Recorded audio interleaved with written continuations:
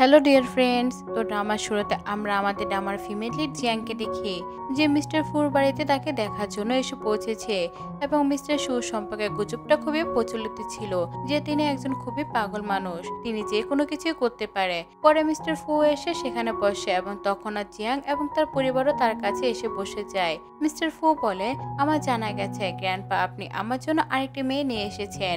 আমি আপনাকে আগেই বলেছিলাম আমি এভাবে কারোর সঙ্গে বিয়ে করতে চাই না, কিন্তু ঠিক আছে যদি আপনি নিয়ে এসেছেন আমি মেয়েটিকে পরীক্ষা করে দেখব। তারপর তিনি জিয়াং এর বাবাকে বলেন, আপনার মেয়ে আজ রাতটা আমার রুমে কাটাবে, আমি দেখব সে আমার থেকে ভয় পেয়ে পালায় কিনা। বাবা এটি শুনে খুবই অবাক হন, কিন্তু জিয়াং শেষ পর্যন্ত রাজি হয়ে যায় এবং মিস্টার ফুর সঙ্গে তার রুমে চলে যায়। ফু তার গলায় ধরে এবং বলে, তুমি কি ভয় পাও না? হতে পারে আমি তোমাকে মেরে ফেলবো এবং কাল এই রুম থেকে তোমার লাশ বের হবে, তারপরে কি ভয় পাচ্ছ না? জিয়াং বলে, না আমি একদমই ভয় পাচ্ছি না। তারপর মিস্টার ফু যখন শাওয়ার করে বের হয় তিনি জিয়াংকে তার বিছানা থেকে নামিয়ে ফেলে এবং বলে বাইরে গিয়ে কোথাও শুয়ে পড়ো। পরের দিন যখন গ্র্যান্ডপা ড্যাড দরজা খুলে দেখে সামনে জিয়াংই দাঁড়িয়ে, তারা দুজনকে দেখে খুব খুশি হন যে সে এখনো বেঁচে আছে এবং মিস্টার ফু তার সাথে কিছুই করেনি। তারপর তারা সকালে নাস্তা করার জন্য যায়। মিস্টার ফু সেখানে এসে জিয়াংকে বলে, আমি জানি না গত রাতে ঠিকভাবে ঘুমাতে পেরেছিলে কিনা তুমি, কিন্তু গত রাতে আমার ঘুম হয়নি, আমি তোমাকে নিয়ে খুব রেগেছিলাম, কিন্তু তুমি এখন এখান থেকে পালাতে পারবে না, কারণ যদি তুমি আমার থেকে পালাও আমি তোমাকে মেরে ফেলবো। জিয়াং বলে, আমি মৃত্যুকে নিয়ে ভয় পাই না, আমি এখান থেকে পালাবো না। এরপরে জিয়াং একটু সাজগুজ করে বেরিয়ে যায়। সেখানে সে তার বন্ধু কিনকে দেখায়। কিন জিজ্ঞেস করে, তুমি কি এমন পাগল মানুষের সঙ্গে খুশি? আমি তো তার সম্পর্কে অনেক গুজব শুনেছি। জিয়াং বলে, হ্যাঁ আমি তার সাথে খুব নিরাপদ বোধ করি, সে যে এরকম দেখায় সে কিন্তু তেমন নয়। আমি মনে করি সম্ভবত তার শৈশবে কিছু অদ্ভুত অভিজ্ঞতা ঘটেছে যার পরে সে এমন হয়ে গেছে, কিন্তু দেখো ধীরে ধীরে সব ঠিক হয়ে যাবে। একই সময় আবার মিস্টার ফু এবং তার অ্যাসিস্ট্যান্টকেও দেখি। অ্যাসিস্ট্যান্টকে বলে, সে তো ভাইস প্রেসিডেন্টের মতো দেখতে লাগছে। মিস্টার ফু বলে, হ্যাঁ আমার কাছে তো সে জিয়াং মনে হচ্ছে, কিন্তু আমি জানি সে আমাকে ঠকাচ্ছে। যদি সে আমায় ঠকায় আমি তাকে ধরে মেরে ফেলবো, আর আমি তাকে এমন মার দিব যাতে সে চিরদিন মনে রাখবে। এর মধ্যে জিয়াং পৌঁছে যায় এবং তার কাছে এসে বসে। মিস্টার ফুর কাছে আরেকজন লোক আসে। সে ব্যক্তিটি খুব ক্ষমা চাচ্ছে এবং বলছে, আমি আর কখনো এমন করব না। কিন্তু মিস্টার ফু বলে, তুমি কি মনে করো আমি তোমাকে এভাবে খালি ছেড়ে দেব? তারপর মিস্টার ফু তাকে খুবই খারাপ ভাবে বাজে কথা বলে এবং অ্যাসিস্ট্যান্ট সেই লোককে রক্ত বের করে ফুকে একটা বালতিতে ঢেলে দেখায়। এটা থেকে ফু খুব হেসে ওঠে, সে এসব কাজে খুব মজা পাচ্ছে। এরপর মিস্টার ফু তার অ্যাসিস্ট্যান্ট সহ সেখান থেকে বেরিয়ে যায়। তখন তিনি রুমে গিয়ে শাওয়ার নেন এবং শাওয়ার নিয়ে বের হলে জিয়াং তার সামনে দাঁড়িয়ে থাকে। তিনি জিয়াং এর গলা ধরে এবং বলে, তোমার আমার সামনে মিথ্যা কথা বলার দরকার নেই, কারণ আমি মিথ্যাকে অনেক ঘৃণা করি। যদি তোমার মুখ থেকে আমি মিথ্যা শুনি তাহলে তোমার সঙ্গে খুবই খারাপ কিছু হতে পারে। আমি এখনই সবকিছু বলতে পারছি না, তাই আমার সামনে থেকে এসব কাজ থেকে বিরত থেকো। আমার চোখে ধুলো ফেলার একদমই চেষ্টা করবে না। কিন্তু বলো তো তোমার সেই নির্দোষ মুখের পিছনে কোন মুখ লুকিয়ে আছে, যে মুখ সবাই দেখতে পারে না? এটা শুনে জিয়াং বুঝতে পারে না সে কি নিয়ে কথা বলছে। এরপর তিনি শুয়ে পড়ে এবং বলে, আজ রাতটা তুমি ঘুমাবে না, তুমি আমার সাথে এই সোফায় বসবে, আমি কেবল তোমায় দেখবো এবং কেবল আমাকে দেখবে, আর যদি তুমি ঘুমাও আমি তোমার একটা আঙুল কেটে ফেলবো। জিয়াং ঠিক তেমনটাই করে। এরপর জিয়াং এর কাছে একটি মেসেজ আসে, বলা হচ্ছে খুব একটি ভালো পার্টি হতে যাচ্ছে, তুমি কোন ডিশ সিলেক্ট করবে? জিয়াং তাদের বলে, তুমি যে কোনো ডিশ সিলেক্ট করো আমার জন্য, আমি অবশ্যই ওই পার্টিতে আসবো। তারপর দেখা যায় জিয়াং সে পার্টিতে এসেছে। সবাই তাকে দেখে খুব খুশি। সবাই বলছে সে একটি খুবই জনপ্রিয় পরিবার থেকে এসেছে, এমনকি তার বিয়েও তো সে বিখ্যাত পরিবারের সাথে হয়েছে, তাই সে এত দামি স্যুট পরে আছে। এমন সময় তার সামনে জু এসে তার পোশাক নষ্ট করে দেয়। জিয়া তৎক্ষণাৎ একটি রুমে সরে যায়। তখন সামনে থেকে এক ব্যক্তি এসে দেখা দেয়। সে ছুরি ধার করে তার উপর রেখে বলে, সোজা চলে যাও সেখানে যেখানে আমি তোমাকে নিয়ে যাচ্ছি, নইলে তোমার সঙ্গে খুব খারাপ হবে, আমি তোমাকে মেরে ফেলবো। এরপর জিয়াংকে সে একটি রুমে নিয়ে যায় এবং মিস্টার ফুর অ্যাসিস্ট্যান্ট সবকিছু বাইরে থেকে দেখছে। ওই পুরো জিয়াংকে বাধ্য করার চেষ্টা করে। জিয়াং তাকে বলছিল, ফু যদি তোমাকে দেখে তবে সে তোমাকে মেরে ফেলবে, তুমি আমার কথাটা বুঝতে পারছো না, তুমি এখনই এখান থেকে চলে যাও। কিন্তু সেই ব্যক্তি তার কোনো কথাই মানছে না। তারপর জিয়াং তার সঙ্গে লড়াই করে এবং তাকে চেয়ারে বেঁধে ফেলে। তারপর সে বলে, এই কি হলো? আগে আমি এখানে বসেছিলাম আর এখন তুমি আমাকে পাচ্ছ? এটা ভীষণ ভুল, তুমি আমার সঙ্গে এভাবে আচরণ করতে পারো না, তোমার এটা করা একদম উচিত না। মিস্টার ফু অ্যাসিস্ট্যান্ট সবকিছু দৃশ্য টেবে বসে দেখছে। মিস্টার ফু বলে, আজ দেখা যাবে সে কতটা বিশ্বস্ত। এরপর জিয়াং ওই ব্যক্তিকে বেশ জখম করে। এটা দেখে মিস্টার ফু খুবই খুশি হয়। তিনি বলে, এটা তো অনেক ইন্টারেস্টিং ধাপ যা জিয়াং নিজের জন্য করেছে। আমি এটা বেশ পছন্দ করছি। একটা কাজ করি, ওই রুমে এসে দেখি। জিয়াং দরজা খুলে ঠিক তখন ফু এবং তার অ্যাসিস্ট্যান্ট সামনে দাঁড়িয়ে থাকে। ফু বলে, তুমি এখানে কি করছো? জিয়াং তাকে দেখে ভয়ে কাঁপে। তিনি বলে, আমার কাপড় খুব ময়লা হয়ে গিয়েছিল, আমি সেগুলো বদলাতে এসেছিলাম, কিন্তু পেছন থেকে এই লোকটি এসে আমাকে বাধ্য করতে চেয়েছিল। ফু বলে, ঠিক আছে, আজ রাতে তুমি আমার রুমে থেকো, আমি তোমাকে এসব কিছুর বদলা দেখাবো। এই বলে তিনি সেখান থেকে চলে যান। জিয়াং অনেকটা ভীত। তারপর অ্যাসিস্ট্যান্ট তাকে কাপড় দিয়ে দেয় এবং সেখান থেকে চলে যায়। জিয়াং যখন তার পোশাক বদলে বাইরে আসে তখন জু তাকে দেখে খুবই মর্মাহত অবাক হয়ে যায়। সে বলল, তুমি এখানে কি করছো? আর এই কাপড়গুলো তোমার কাছে কোথা থেকে এসেছে? আমি তো তোমার কাপড় নষ্ট করেছি, তাই না? জিয়াং বলে, হ্যাঁ, তুমি আমার কাপড় নষ্ট করেছিলে, কিন্তু মিস্টার ফু আমার জন্য একটি নতুন উপহার দিয়েছে, তাই আমি এই কাপড় বদলে এসেছি। এইসব দেখে জু খুবই হিংসা অনুভব করে। এরপর জিয়াং একটি চটকানি বাজায়, ফলে লাইট নিভে যায়। আর যখন লাইট জ্বলতে শুরু করে জু অচেতন অবস্থায় পড়ে থাকে। সবাই তাকে দেখে কথা বলতে শুরু করে। জু বলে, জিয়াং, তুমি আমার সঙ্গে ঠিক আচরণ করনি, আমি তোমার থেকে প্রতিশোধ নেব। অন্যদিকে মিস্টার ফু অ্যাসিস্ট্যান্টের সঙ্গে বসেছিলেন। তিনি অ্যাসিস্ট্যান্টকে বলে, আমি পরীক্ষা করে দেখতে চাই জিয়াং আর সেই মেয়েটি শাও, যাকে আমি বাইরে দেখেছিলাম, ওরা কি একই ব্যক্তি নাকি আলাদা? আমাদের দুজনের ডিএনএ টেস্ট এনে দাও, এটা আমি টেস্ট করে দেখতে চাই। তারপর আমি সিদ্ধান্ত নেব কে আসল আর কে নকল। আর যদি জিয়াং আমার সাথে মিথ্যা বলে তাহলে আমি ওকে মেরে ফেলবো। এরপর অন্যদিকে যখন জিয়াং মিস্টার ফুর কাছে যায়, মিস্টার ফু তাকে বলে, দেখো, আমার সঙ্গে মিথ্যা বলো না। যদি আমি জানতে পারি তুমি আমার সাথে মিথ্যা বলেছো, তুমি দেখবে আমি তোমার সাথে কি করি। তোমার সাথে একদমই ভালো হবে না। জিয়াং তা মেনে নেয়। তারপর তিনি বলে, ঠিক আছে, এখন আমাকে বলো তুমি আমাকে ঘুম পাড়াবার জন্য কি করতে পারো? জিয়াং বলে, আমি তোমাকে একটি গান গায়ে শুনে দিতে পারি, যাতে তোমার খুব ভালো ঘুম হয়। সিনটি তখন ফ্ল্যাশব্যাকে চলে যায়, যখন ফুকে তার মা এভাবে গান গায়ে শুয়ে দিত এবং ফু তার কাছে খুবই নিরাপদ বোধ করত। বর্তমান সিনে জিয়াং একইভাবে ফুকে গান গায়ে ঘুম পাড়াচ্ছে এবং ফু শান্ত হয়ে ঘুমিয়ে পড়ে। পরবর্তী সিনে সকালবেলা যখন ফু আর জিয়াং বাইরে বেরোয় তখন দুটি গাড়ি এসে থামে এবং গ্র্যান্ডপা এবং লি বেরিয়ে আসে। গ্র্যান্ডপা লি এবং জিয়াংকে পরিচয় করে দেন, কিন্তু ফুর মনে তো এটা মোটেও ছিল না। তিনি লিংকে বলে, তুমি আমার স্ত্রী থেকে দূরে থাকো, নাহলে তোমার সাথে খুব কিছু খারাপ করতে পারে। তারপর তিনি সেখান থেকে চলে যান। গ্র্যান্ডপা জিয়াংকে বলে, তোমাদের দুজনকে এখন এই বাড়িতে ভালোভাবে থাকতে হবে। আমি তোমাদের জানাচ্ছি ফু আর লিং এর সম্পর্কে ওদের মায়েরা খুবই ভালো বন্ধু ছিল, কিন্তু ফু সবসময় আর ভাইদের কঠোর ট্রেনিং দেয় যাতে কোনো বিপদে ওরা ভালোভাবে লড়াই করতে পারে। এটা শুনে জিয়াং আরো বেশি অবাক হয়। এরপর লি জিয়াংকে একটু অদ্ভুত জায়গায় নিয়ে যায়, সেখানে কিছু কুকুর রয়েছে যাদের ম্যাট্রো নিয়ে ঘুরে বেড়াচ্ছে। লিং বলে, তুমি জানো ফু আমার সঙ্গে শৈশব থেকে ভালো আচরণ করেনি, সে সবসময় নিজেকে অগ্রাধিকার দেয় এবং আমাকে ছোটভাবে রেখেছে। আর আমি এখন এটা সহ্য করতে পারি না, আমি ফুকে মেরে ফেলবো এবং তারপর তোমাকেও মারবো। আমি এখানে থাকা প্রত্যেক মানুষকে মেরে ফেলবো। তারপর সে একটি রড তুলে একটি কুকুরকে মারে। এটা থেকে জিয়াং ভয় পায়। তারপর লিং জিয়াং এর দিকে ঘুরে বলে, এখন আমি দেখতে চাই ফু যে মেয়েটিকে পছন্দ করে সেই মেয়েটিতে কি আছে, তোমাকে আমার সাথে যেতে হবে। এটা দেখে জিয়াং আরো বেশি ভয় পেয়ে যায়। সে নিশ্চিত হতে থাকে লি একটি খুবই পাগল মানুষ এবং সে যে কোনো কিছু করতে পারে। তৎক্ষণে পেফু এসে পৌঁছায়, সে লিংকে কিক করে এবং তারপর জিয়াংকে নিয়ে সেখান থেকে চলে যায়। লিং বলে, চিন্তা করো না, আমি খুব শীঘ্রই তোমাকে জিয়াংকে ছিনিয়ে নেব। এরপর সিনে দেখা যায় সবাই একসাথে বসে খাচ্ছিল। গ্র্যান্ডপা ফু ও লিং এর মা বাবা জিয়াং এর সাথে পরিচয় করে দেন এবং জিয়া তাদের সঙ্গে মিলে খুবই খুশি হয়। তারপর আন্টি এসে জিয়াংকে একটি খুবই সুন্দর ব্রেসলেট উপহার দেন এবং বলে, তুমি এখান থেকে কোনো পেন্ট নিয়ে যেতে চাইলে নিয়ে যেতে পারো, এখন তোমার বাড়ি যাওয়ার সময় হয়েছে। জিয়াং একটি পেন্টিং এর কাছে গিয়ে সেটি নিচে ফেলে দেয়। এরপর সেটির উপর আগুন লাগায়। পেন্টিংটি ভেতর থেকে নিচের একটা আসল রঙের পেন্টিং বের হয়ে আসে। জিয়াং সেটি তুলে সবাইকে দেখিয়ে বলে, এই 2 স্তরের পেন্টিং ছিল, উপরে থাকা আসল নয়। আগুন লাগানোর পরে নিচের স্তরটি বের হয়ে এসেছে আর এটি অনেক ব্যয়বহুল একটি পেন্টিং, আপনি কি সত্যি এটা আমাকে দিতে চান? গ্র্যান্ডপা অন্যান্য বলে, হ্যাঁ, তুমি এটা নিয়ে যেতে পারো। তারপর ফু জিয়াংকে বলে, আসো আমি তোমাকে বাড়ি পৌঁছে দেই। পরবর্তী দৃশ্যে দেখা যায় যখন জিয়াং ও ফু গাড়িতে বসে আছে, ফু বলে, আচ্ছা চলো আজ আমরা দুজনে একসাথে মারা যাই, কারণ আজ আমি এমন ভাবে গাড়ি চালাবো যে তুমি বাঁচতে পারবে না আর আমিও মারা যাবো। তোমাকে আমার অনেক ইন্টারেস্টিং লাগছে, এখন তুমি আমার সাথে বিয়ে করবে, নাহলে আমরা দুজনে মরবো। বাবা কি করবে? তারপর সে দ্রুত গাড়ি চালাতে শুরু করে, কিন্তু তার আগে জিয়াং বলে, ঠিক আছে আমি বিয়ে করতে রাজি। এটা শুনে সে চমকে যায়। সে বলে, তুমি কি সত্যি মরতে চাও? তুমি তো জানো আমি কেমন মানুষ, তারপর তুমি বলছো তুমি বিয়ে করবে, তুমি ঠিক আছে তো? জিয়াং বলে হ্যাঁ, আমি ভেবেচিন্তে সিদ্ধান্ত বলছি, আমি মরতে চাই না, আমি তোমার সাথে বিয়ে করতে চাই, আমি সিদ্ধান্তে নিশ্চিত। এই কথা শুনে ফু আরো বেশি অবাক হয়ে যায়।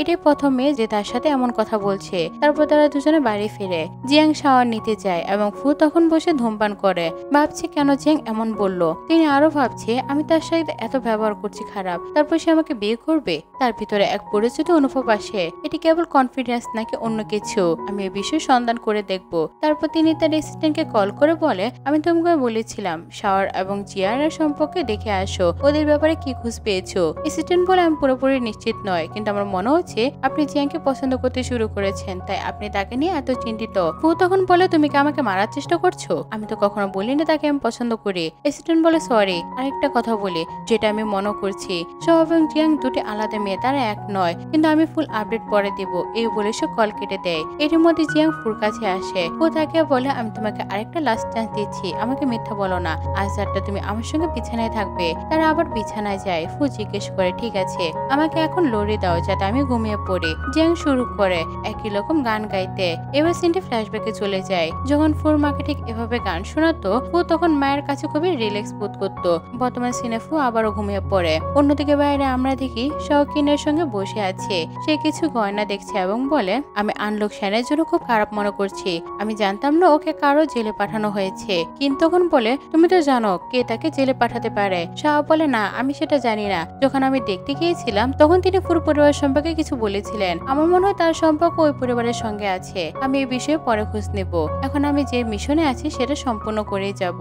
এরই মাঝে সে সেখানে দুই মেয়েকে দেখতে পায়। তখন সে কিনকে বলে আমি জানি তুমি পরবর্তী কি করবে, এখন তোমার মিশন শুরু করো। তারপর সে সেখান থেকে চলে যায়। এই দৃশ্যগুলো বাইরে থেকে মিস্টার ফু এবং অ্যাসিস্ট্যান্ট দেখে নেয়। তারা বলে এটা তো নিশ্চিত জিয়াংই। ফু বলে খোঁজ নিয়ে দেখো এই মেয়েটা জিয়াং এর মধ্যে কি সম্পর্ক, আমি জানতে চাই ওরা এক নাকি আলাদা। অন্যদিকে যখন ওই দুই মেয়ে প্রস্তুত হচ্ছিল তখন হঠাৎ লাইট নিভে যায়। ঠিক তখনই শাও তাদের কাছে আসে এবং তারা দুজনকে গুলি করছে। দুই মেয়ে খুবই ভীত হয়। শাও বলে ভয় করো না, আমি বেশি কিছু করব না, শুধু তোমাদের মারবো। সে ছুরিটা দেখায়। এক মেয়ে বলে আমাকে আমার বাবা বলেছিল আপনি মানুষের থেকে রক্ত নেন এবং সেটা খান, প্লিজ আমাকে মারবেন না, আমাকে চলে যেতে দিন, আমি জানি না কেন আপনি আমার সাথে এমন করছেন। শাহ বলে আচ্ছা তাহলে বুঝলাম তুমি কিছুই জানো না, সমস্যা নেই, আমি তোমাকে শিখিয়ে দেব। এখন তুমি আমার জঙ্গল থেকে পালাতে পারবে না এবং তোমার বাবা যারা আমাকে ওই রক্ত এনে দিয়েছিল ওরা বাঁচবে না। ওই মেয়ে জিজ্ঞেস করে তাহলে তুমি আমার সঙ্গে কি করবে? শাহ বলে এখন আমি তোমার থেকেও ঠিক সেই রকমই রক্ত খাবো যেমনটা ওই ব্যক্তি রক্ত পেয়েছিল। শাহ মেয়েটির হাতে একটি কাঁটা দেয় এবং সে মেয়ে তখনই অচেতন হয়ে পড়ে যায়। শাহ সেখান থেকে দ্রুত বেরিয়ে যায়। কিছু সময়ের মধ্যে সবাই সেখানে জড়ো হয়ে পড়ে এবং ফু দ্রুত সেখানে পৌঁছে যায়। তিনি ওই মেয়েটিকে প্রশ্ন করে তুমি কি নিশ্চিত যে এটা শাওই ছিল, সে ছাড়া আর কি কেউ পাশে ছিল না? মেয়েটি বলে শাওই ছিল, সে এমন অদ্ভুত মাস্ক পরা ছিল যেটা আর কেউ পরে নেই। তারপর ফু সেখান থেকে বেরিয়ে এসে শাওকে ফোন করে বলে আমি চাই তুমি আমার সঙ্গে দেখা করো। শাও উত্তর দেয় ঠিক আছে, তুমি যেভাবে বলবে আমি সেভাবে যাব। তারপর সে কল কেটে মৃদু হাসি দেয়। কিন তাকে বলে তুমি এখান থেকে দূরে চলে যেতে পারো, তোমার জীবন ভালোভাবে গড়ে উঠতে পারে, তুমি এই জমালের মধ্যে কেন পড়ছো? শাও বলে কারণ আমি এত বেশি মজা পাচ্ছি যে আমি তাকে কখনোই ছাড়বো না। অন্যদিকে জিয়াং যখন এক রুমে যায় সেখানে ফু এক ব্যক্তিকে বিদ্যুৎ দিয়ে বাজি ধরছে। পরে গার্ডের সেই লোকটিকে তুলে নিয়ে যায় এবং ফু জিয়াংকে সেখানে বসিয়ে রাখে। জিয়াং প্রশ্ন করে কি হয়েছে, আমি কি এমন কিছু করে যে তুমি আমাকে এভাবে ডেকে আমাকে বাজি ধরাতে চাও? ও বলে না, আমি তো আগে বলেছিলাম আমি মিথ্যাকে ঘৃণা করি, তাই এখন আমি তোমাকে কিছু প্রশ্ন করব।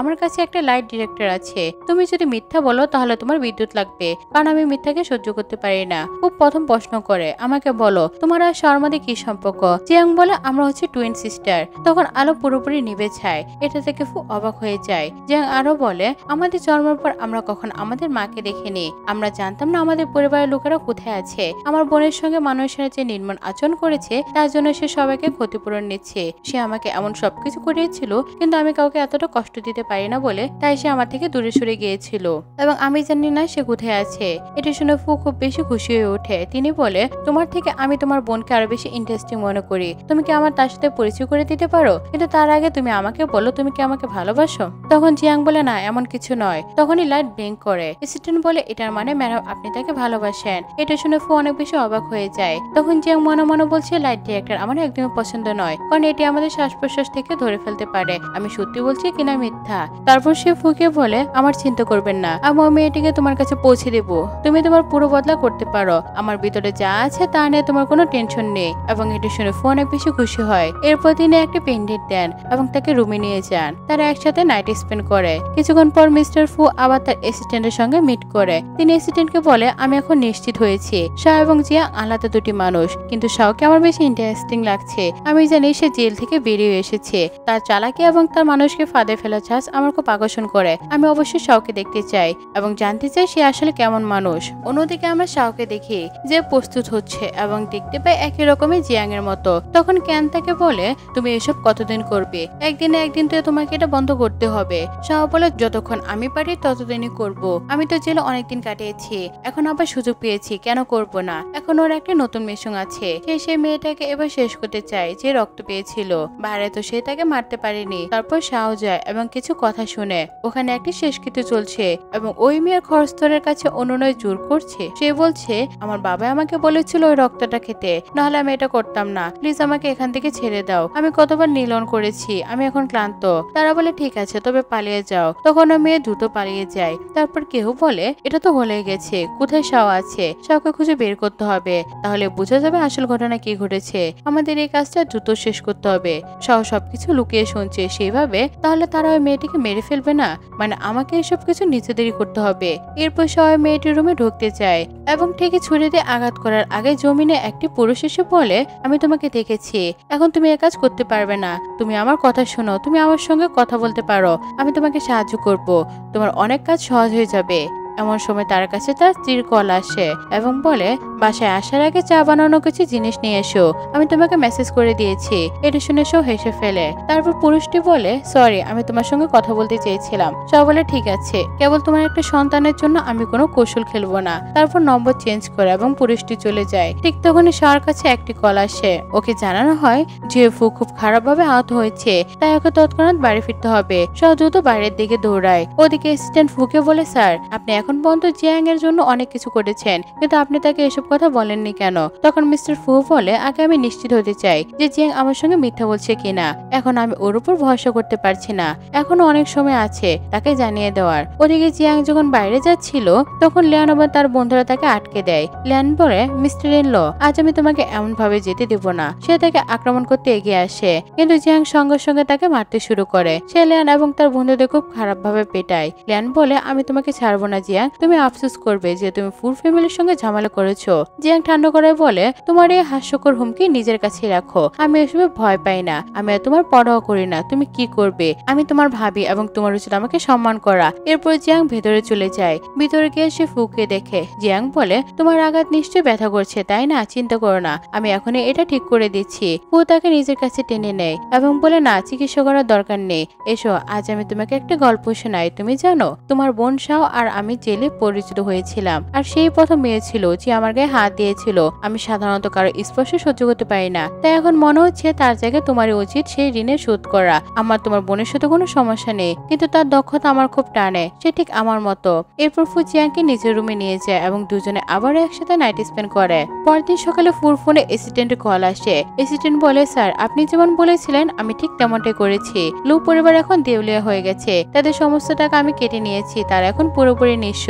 এটা শুনে ফু অনেক বেশি খুশি হয়ে যায়। সে উঠে চলে যায়। তার যাওয়ার পর জিয়াং এর ফোনে একটা মেসেজ আসে, আজ 8টার মধ্যে চলে এসো, তোমার সঙ্গে লু পরিবারের বিষয়ে একটা ভালো খবর শেয়ার করতে চাই। তারা এখন দেউলিয়া হয়ে গেছে, তুমি এখন যা খুশি করতে পারো। এটা শুনে জিয়াং খুব খুশি হয় এবং রিপ্লাই দেয়, ঠিক আছে, আমি একটু পরে আসছি। ওদিকে ফু যখন শাওয়ার নিয়ে বের হয় দেখে জিয়াং নেই। সে রেগে গিয়ে বলে, তুমি আমার সঙ্গে এমন করতে পারো না, তুমি আমাকে বোকা বানাতে পারবে না, আমি তোমাকে মেরে ফেলবো, এটাই তোমার প্রাপ্য শাস্তি। অন্যদিকে দেখা যায় জিয়াং সবকিছু উপভোগ করছে, আর ওদিকে লি ও লু দুজনে কিয়ানের পাশে দাঁড়িয়ে আছে। কিয়ানকে হুইল চেয়ারে বেঁধে রাখা হয়েছে, সে অচেতন। লি চলে যাওয়ার পর লু বলে, আমি এটা করতে চাইনি, কিন্তু তুমি আমার সঙ্গে ভালো ব্যবহার করোনি। এমন সময় কিয়ানে জ্ঞান ফিরে আসে, কাঁদতে কাঁদতে বলে, বাবা, আমি তো সব তোমার কথাই করেছি, তুমি আমার সঙ্গে এমন করতে পারো না। তখন লু জোর করে একটা ড্রিঙ্ক খাওয়ায়। কিয়ান কাঁদতে কাঁদতে বলে, আমি মরতে চাই না, প্লিজ আমাকে মরতে দিও না, আমাকে বাঁচাও। কিন্তু তার বাবা কোনো কথাই শুনে না। তারপর কিয়ান ড্রিঙ্ক করার সময় সে অচেতন হয়ে পড়ে। তখন তার বাবা তার হাতে ছুরি ছুরি দিয়ে কেটে ফেলে এবং তার হাত থেকে রক্ত বের হতে থাকে। জিয়াং এসব কিছু দেখছিল এবং বলছিল এটা সত্যি অসাধারণ নাটক, কিন্তু লজ্জার বিষয় যে এখানে আমি কোনো দর্শক আনতে পারিনি, না হলে এই নাটকটা অনেক উপভোগ করতো। এরপর সে হাত তেলে দিয়ে বাবার কাছে যায়। বাবা বলে শুধুমাত্র তোমার কারণে রূপ পরিবারে দেউলিয়া হয়ে গেছে, আর এখন তুমি এখানে এসেছো নাটক দেখছো, এখন থেকে চলে যাও, আমি তোমাকে ছাড়বো না। তারপর সে লোকে ধাক্কা দেয় এবং বলে এখানে একটি ঈশ্বর আছে যাকে গিয়ে তোমাকে হিসাব দিতে হবে, আর তুমি এই সবকিছুর সঙ্গে মিশিয়ে নিজের মেয়ের সাথেও করেছো। তুমি কি জানো তুমি কি করছো? তখন বাবা এগিয়ে এসে বলে যদি আমি মরতে যাই আমি তোমাকে সঙ্গে নিয়ে মরবো। কিন্তু সে সেখান থেকে পিছলে পড়ে এবং তারই ছুরি তার উপর লেগে যায়। জিয়াং বলে হ্যাঁ আসলে বড়কে হত্যা করার জন্য এসেছো, কিন্তু নিজের ছুরিতে নিজেই মারা গেছো। তারপর সে তার মুখে রুমাল ঢেকে দেয় এবং ফুকে দেখেও নেয়। ফু জিয়াং এর কাছে আসে এবং তার মাস্ক খুলে বলে সবকিছু ছেড়ে এখানে এসো। তারা একসাথে নাচতে শুরু করে। ফু জিজ্ঞেস করে এবার সত্যি বলো তুমি আর জিয়াং একই কিনা? জিয়াং বলে হ্যাঁ তুমি অসাধারণ কাজ করেছো যে আমাদের আবার একত্রিত করেছো। তুমি আমার বোনের অ্যাস্ট্রেস এনেছিলে, তাই আমাকে দুই প্লেয়ারের মতো খেলার সুযোগ পেয়েছো। ফু খুশি হয়ে বলে আমি যে সবাইকে পছন্দ করতাম সেটা তুমি নিজেই ছিলে। এবার তোমাকে একটি ভালো বিয়ের উপহার দিতে চাই, বলো তুমি কি চাও? এরপর ফু জিয়াংকে কিস করে। পরবর্তী দৃশ্যে আমরা দেখি ফু পরিবারের সবাই একসাথে খেতে বসে। জিয়াং একে একে সবাইকে অভ্যর্থনা জানায়। জিয়াং ফুর কাছে ফিরে আসে এবং ইশারা করে। ফু লিনকে সতর্ক করে তুমি কি আমার স্ত্রীকে ভয় দেখানোর চেষ্টা করছো? দেখো যদি এটা করো তাহলে তোমার সাথে ভালো কিছু হবে না, আমি কিন্তু এটা একদমই সহ্য করব না। এরপর ফু এবং জিয়াং সোফায় বসে থাকে। এই সময় একজন মানুষ এসে তাদের সামনে এক ব্রিফকেস রাখে এবং বলে কেসটি ফুর এর মা বিশেষভাবে তৈরি করেছেন যাতে তার ডটার ইনলকে দিতে পারে। তাদের ব্রিফকেসটি খোলার পর তার মধ্যে অনেক চিঠি এবং অন্যান্য গুরুত্বপূর্ণ কাগজপাতি ছিল। তারা দুজনে সেই চিঠিগুলো পড়তে শুরু করে। জিয়াং বলে তোমার মা তো তোমাকে খুব ভালোবাসতো, এবং তখনই সিনটি ফ্ল্যাশব্যাকে চলে যায়। মা চিঠি লিখছেন, তিনি লিখছেন আমি জানি ফু আগের মতো আর চলে যাবে না, কিন্তু তার অতীতে যা ঘটেছে তা ভালো ছিল না, হয়তো এজন্য সে এমন হয়ে গেছে, তবে সে ধীরে ধীরে ঠিক হয়ে যাবে। এই লেখাগুলো পড়ে জিয়াং খুব অবাক হয়। সে ভাবতে থাকে তার অতীতে কি হতে পারে, এটা জানতে হবে। ফোরমা চিঠিতে আরো লিখেছেন ডিয়ার পুত্রবধূ, তোমার স্বামীকে তুমি খুব ভালো করে যত্ন নিও। আমার ছেলে খুব ভালো, সে তোমার খেয়াল রাখবে। যদি সে তোমার সাথে খারাপ আচরণ করে তাহলে তুমি তাকে মাফ করে দিও। সে ধীরে ধীরে ট্রমার কারণে এমন হয়েছে, তবে সে সুস্থ হয়ে উঠবে। এইসব পড়ে জিয়াং আরো বেশি অবাক হয়। তারপর ফু রেগে ওঠে এবং সেই চিঠিগুলো জ্বালিয়ে দেয় এবং জিয়াংকে দাঁড় করে হাত করে পরিয়ে দেয়। বলে এখন থেকে তোমাকে কেউ আমার কাছ থেকে ছাড়াতে পারবে না, তুমি নিজে ইচ্ছে করে যেতে পারবে না। এরই মধ্যে গার্ডরা কিনকে ধরে নিয়ে আসে। তোমাকে তাকে মেরে ফেলতে হবে, তুমি তো আমার ছাড়া আর কারোর সাথে রিলেশন করো না তাই না? জিয়াং বলে তাকে মারার দরকার নেই, আমি বলছি আমি সর্বদা তোমার সাথে থাকবো, কখনো তোমাকে ছেড়ে যাব না। গার্ডরা কিনকে অচেতন করে নিয়ে যায়। ফু বলে ঠিক আছে আমি এখন তোমার কথাই চলবো, কিন্তু পরে যদি আমি দেখি তুমি কিনের প্রতি আগ্রহ দেখাও তখন আমি তোমার সাথে খুব খারাপ করব। এরপর সে জিয়াংকে রুমে নিয়ে যায় এবং বলে আগামী মাসে আমাদের বিয়ে হবে, তুমি প্রস্তুতি নাও। জিয়াং প্রশ্ন করে সবকিছু বাদ দাও, তুমি বলো যদি আমি কাউকে হত্যা করে ফেলি তবে তুমি কি আমাকে ভালোবাসবে? তুমি তখন আমাকে ছেড়ে যাবে না তো? ফু বলে তোমার কে পৃথিবীতে কোনো শত্রু আছে নাকি? জিয়াং বলে হ্যাঁ এখনো আছে, আমি এখনো অনেকের প্রতিশোধ নেওয়া বাকি। ফু বলে তুমি জানো যখন আমি জেলে ছিলাম তখন আমার মনে হয় যন্ত্রণাটা শুধু আমার জন্যই, আমি কোনো কারণ ছাড়াই জেলে ঢুকেছিলাম। যখন আমি তোমাকে দেখলাম তোমার আমার খুব পরিচিত লাগলো, তখন বুঝলাম তোমারও খুব কষ্ট, তাই আমি তোমার ব্যথা অনুভব করতে শুরু করলাম। তখন সিদ্ধান্ত নিলাম বাইরে বের হয়ে তোমার প্রতিশোধ নিব, কিন্তু তুমি আমাকে প্রমিস করবে যে তুমি কাউকে হত্যা করবে না, যা প্রতিশোধ নেওয়া দরকার আমি নেব, তুমি এই বিষয়ে বেশি নড়াচড়া করবে না। জিয়াং রাজি হয়ে যায়। তখন ফু হাত করা খুলে দেয় এবং বলে আমি চাই তুমি এখন থেকে ভালো একটি জীবন কাটাও, যেখানে তোমার আর কোনো স্মৃতি না থাকে, সবকিছু ভুলে যাও। আমি চাই তুমি এক একটি মুক্ত জীবন কাটাও। এই কথায় জিয়াং কাঁদতে থাকে এবং বলে আমি জীবনে এটাই চেয়েছিলাম, কারণ আমি কখনো প্রতিশোধের বাইরে আসতে পারিনি। এই কথা শুনে ফুও কাঁদে। তারপর সে বলে এবার প্রমিস করো তুমি কখনো আমাকে ছেড়ে যাবে না, আর যদি ছেড়ে যাও তাহলে কিন্তু অবশ্যই ফিরে আসবে। জিয়াং প্রমিস করে। ফু অত্যন্ত খুশি হয়। পরবর্তী দৃশ্যে আমরা দেখি তখনই তার অ্যাসিস্ট্যান্ট আসে এবং বলে আপনার সাথে কেউ কথা বলার জন্য আসছেন, তারা নিশ্চয়ই আপনার সঙ্গে কিছু করতে পারে, সতর্ক থাকতে হবে। তারপর যখন সে দরজা খুলে দেখে বাবা তার গার্ডদের নিয়ে সেখানে দাঁড়িয়ে, বাবা বলে তোমাকে আমার সঙ্গে কিছু কথা বলতে হবে, আজ তোমার সাথে কথা না বলে আমি এখান থেকে যাব না। ঠিক তখনই তার কাছে অ্যাসিস্ট্যান্টের ফোন আসে। সে বলে আমার মনে হয় মিস্টার ফুর কোনো বিপদের মধ্যে আছে, হয়তো তোমার বাবা ওর সঙ্গে কিছু করেছে। মিস্টার ফু আমাকে এখানে আসতে নিষেধ করেছিলেন, এরপর থেকে তার কোনো খবর নেই। এই কথা জিজ্ঞেস করে জিয়াং এর মস্তিষ্ক বিশেষ করে মনে পড়ে গ্র্যান্ডপা বলেছিল ফুর সঙ্গে যা করেছে সবই ওর বাবার কারণে। গ্র্যান্ডপা আরও বলেছিল ফু তার বাবাকে মোটেও পছন্দ করে না এবং ঘৃণা করে, আর ওর বাবাও ওকে মোটেও পছন্দ করে না। তাদের মধ্যে যা কিছু ঘটতে পারে তা অনিশ্চিত। এই সব কিছু শুনে জিয়াং বুঝতে পারে ফুর সাথে কি খারাপ করতে চলেছে। সে সেখানে বসে কাঁদতে থাকে এবং বলে আমি জানি ফু নিজে প্রতিশোধ নিতে পারবে, সেটা দেখাবে, কারণ সে প্রতিশ্রুতি দিয়েছিল যে যাই ঘটুক সে ফিরে আসবে। অন্যদিকে ফু তখন তার বাবা এবং ভাই লিনের সঙ্গে দেখা করতে যায়। বাবা বলে ভাগ্য বলো যে তুমি নিজে এসে গেছো, না হলে আমাকে তোমাকে তুলে আনতে হতো।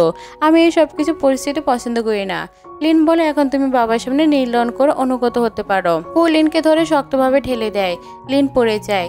বাবা বলে আমি তোমার এই আচরণ কখনো পছন্দ করিনি। আমি চাই গোটা বিশ্বের সামনে লজ্জিত হও এবং তোমার অহংকার ভেঙে পড়ুক। তুমি যত অহংকারী আমি সেটা আজকে ধ্বংস করব। লিন জবাব দেয় তুমি কখনো এমন কিছু করতে পারবে না। লিন তখন আরো বলে তুমি ভাবতে পারবে না আমি তোমার প্রতি কি পরিমাণ প্রতিশোধ নিব। এই সব কিছু দৃশ্য জিয়াংও দেখছে।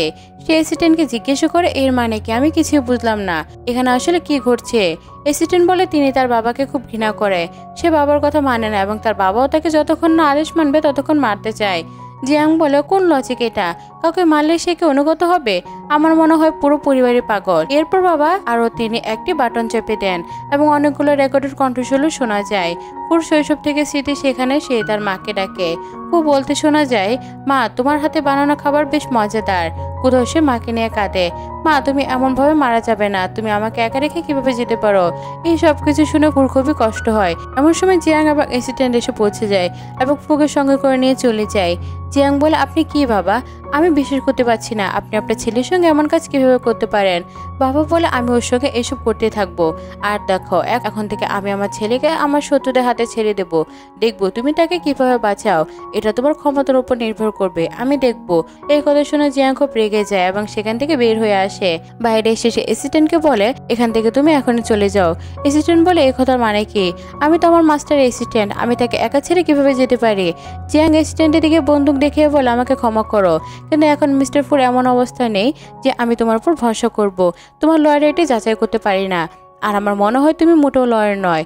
তাই তুমি এখন এখান থেকে দূরে চলে যাও, বাকি যা কিছু হবে তা আমি দেখে নেব। অ্যাসিস্ট্যান্ট বলে ঠিক আছে, আমি তোমাকে তাদের ব্যক্তিগত সাইকিয়াট্রিক এবং ফিজিশিয়ানসের নাম্বার দেব, তুমি তাদের সাথে যোগাযোগ করে ওর চিকিৎসা করাতে পারবে। জিয়াং বলে ঠিক আছে, আমি সেটাও করব। অ্যাসিস্ট্যান্ট তখন আরো বলে তুমি আমার মাস্টারের খুব খেয়াল রেখেছো, এটা খুব ভালো লাগছে। আমি বুঝে গেলাম আমার মাস্টার এখন ভালো একটা মিস্টেক হয়েছে। তারপর অ্যাসিস্ট্যান্ট সেখান থেকে চলে যায়। জিয়াং ফুংকে নিয়ে গাড়িতে চলে যায়। তিনি ডাক্তারকে ফোন করে এবং সবকিছু বলেন। ফুর মায়ের কণ্ঠ শক খেয়ে অচেতন হয়ে পড়েছে, এখন কি করা উচিত? ডাক্তার বলে তোমাকে কিছুক্ষণ ওর থেকে দূরে থাকতে হবে।